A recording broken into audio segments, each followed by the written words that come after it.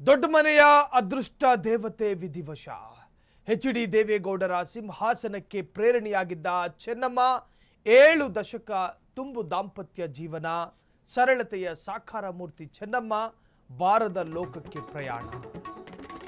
H D. ದೇವೇಗೌಡರ ಪತ್ನಿ ಚೆನ್ನಮ್ಮ ವಿಧಿವಶ. ಪದ್ಮನಾಭನಗರ ನಿವಾಸದಲ್ಲಿ ಅಂತಿಮ ದರ್ಶನ. ಬೆಳಗ್ಗೆ 7 ರಿಂದ 9 ಗಂಟೆಯವರೆಗೂ ಪೂಜಾ ವಿಧಿವಿಧಾನಗಳಿರುತ್ತವೆ. ಎಚ್.ಡಿ. ಕುಟುಂಬಸ್ಥರಿಂದ ಪೂಜಾ ವಿಧಿವಿಧಾನ, ಸಾರ್ವಜನಿಕರಿಗೆ ಗಣ್ಯರಿಗೆ ಅಂತಿಮ ದರ್ಶನಕ್ಕೆ ಸಕಲ ವ್ಯವಸ್ಥೆ. ನಿವಾಸದ ಸಮೀಪವಿರುವ ಮೈದಾನದಲ್ಲಿ ಎಲ್ಲ ವ್ಯವಸ್ಥೆಗಳನ್ನು ಮಾಡಲಾಗಿದೆ. ಬೆಳಗ್ಗೆ 11:30 ಸಾರ್ವಜನಿಕರಿಗೆ ದರ್ಶನದ ವ್ಯವಸ್ಥೆಗಳು, ಬಳಿಕ ಪೂಜಾ ಕೈಂಕರ್ಯಗಳ ಏರ್ಪಾಡು ಇರುತ್ತೆ.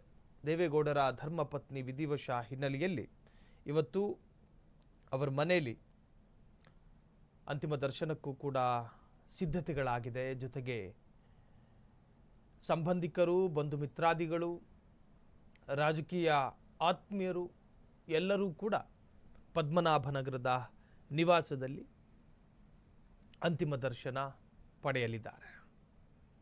ಚೆನ್ನಮ್ಮ ದೇವೇಗೌಡರ ಸುದೀರ್ಘ ರಾಜಕೀಯ ಯಾತ್ರೆಯಲ್ಲಿ ಭಾಗಿಯಾದವರು, ಎಲ್ಲ ಏರಿಳಿತಗಳಿಗೂ ಕೂಡ ಸಾಕ್ಷಿಯಾದವರು,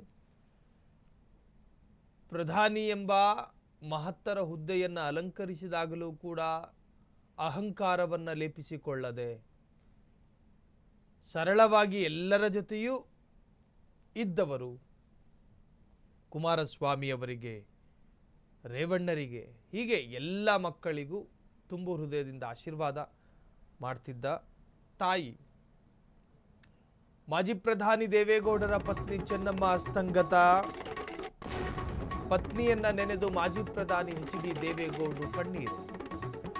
ಪದ್ಮನಾಭನಗರದ ನಿವಾಸದಲ್ಲಿ ಗಣ್ಯರಿಂದ ಅಂತಿಮ ದರ್ಶನ. ಸಿಎಂ ಡಿ.ಕೆ. ಶಿವಕುಮಾರ್, ಮಾಜಿ ಸಿಎಂ ಸಿದ್ದರಾಮಯ್ಯ, ಸಚಿವರು, ಮಾಜಿ ಸಚಿವ, ಶಾಸಕರಿಂದಲೂ ಅಂತಿಮ ದರ್ಶನ. ದೇವೇಗೌಡರು ಕುಮಾರಸ್ವಾಮಿಗೆ ನಾಯಕರಿಂದ ಸಾಂತ್ವನ.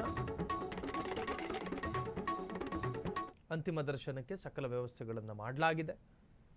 ದೇವೇಗೌಡರು ಅತ್ಯಂತ ಭಾವುಕರಾದರು. ಕಾರಣ, ವಯಸ್ಸಾದ ಹೆಂಡತಿ ಅನ್ನುವ ಕಾರಣಕ್ಕೆ ಆಕ್ಟಿವ್ ಆಗದೆ ಏನೂ ಇರಲಿಲ್ಲ. ಇಬ್ಬರೂ ಕೂಡ ಆಕ್ಟಿವೇ ಇದ್ದರು. ಆರೋಗ್ಯ ಇದ್ದಂತಹ ದಿವಸಗಳಲ್ಲಿ ಅತ್ಯಂತ ಆಕ್ಟಿವ್ ಆಗಿದ್ರು. ಯಾವ ನವಜೋಡಿಗಳಿಗೂ ಕೂಡ ಕಡಿಮೆ ಇರಲಿಲ್ಲ. ದೇವೇಗೌಡರಿಗೆ ಮಾಡಬೇಕಾದ ಎಲ್ಲ ಉಪಚಾರಗಳನ್ನು ಅತ್ಯಂತ ಆಕ್ಟಿವ್ ಆಗಿ ಮಾಡ್ತಾ ಇದ್ದಂತಹ ಮಡದಿ ಚೆನ್ನಮ್ಮ ನಿಜಕ್ಕೂ ಇಡೀ ಕರ್ನಾಟಕದ ದಂಪತಿಗಳಿಗೆ ಪ್ರೇರಣೆ ಮತ್ತು ಆದರ್ಶವಾದಂತಹ ಜೋಡಿಗಳಿವರು. ಕಡೆ ಕಾಲದವರೆಗೂ ಕೂಡ ಗಂಡನ ಸೇವೆ ಮಾಡ್ತಾ ಇದ್ದ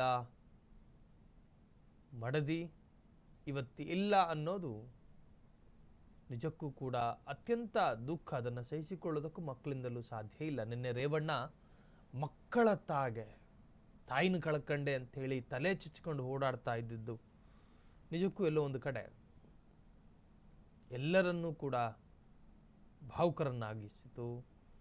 ಕುಮಾರಸ್ವಾಮಿ ಅವರ ಭಾವುಕ ಮುಖ, ದೇವೇಗೌಡರು ಕೂಡ ಎಲ್ಲೋ ಒಂದು ಕಡೆ ನನ್ನ ಹೆಂಡತಿಯನ್ನು ಕಳ್ಕಂಡೆ ಅನ್ನೋ ದುಃಖ ಅವರ ಮುಖದಲ್ಲಿ ಆವರಿಸಿಕೊಂಡಿತ್ತು. ರೇವಣ್ಣ ಅಂತೂ ಮಕ್ಕಳನ್ನು ಕಳ್ಕಂಡ ಹಾಗೆ ಎಲ್ಲೋ ಒಂದು ಕಡೆ ನನ್ನ ತಾಯಿನ ಕಳ್ಕಂಡೆ, ಅನಾಥ ಆದೆ ನಾನು ಅನ್ನೋ ಅರ್ಥದಲ್ಲಿ ತಲೆ ಚೆಚ್ಕೊಂಡು ಭಾವುಕರಾಗಿದ್ರು. ಸೊ ಬಾರದ ಲೋಕಕ್ಕೆ ದೇವೇಗೌಡರ ಪತ್ನಿ ಚೆನ್ನಮ್ಮ, ದೇವೇಗೌಡರ ಬಾಳಿನ ಬೆಳಕಾಗಿದ್ದ ಚೆನ್ನಮ್ಮ, ಹೀಗೆ ದೇವೇಗೌಡರ ರಾಜಕೀಯ ಯಾನದಲ್ಲಿ, ರಾಜಕೀಯ ಪ್ರಯಾಣದಲ್ಲಿ ಸ್ಫೂರ್ತಿದಾಯಕವಾದ ಪತ್ನಿಯಾಗಿ ಇದ್ದಂತಹ ಚೆನ್ನಮ್ಮ. ನಿಜಕ್ಕೂ ಚೆನ್ನಮ್ಮ ಮತ್ತು ದೇವೇಗೌಡರು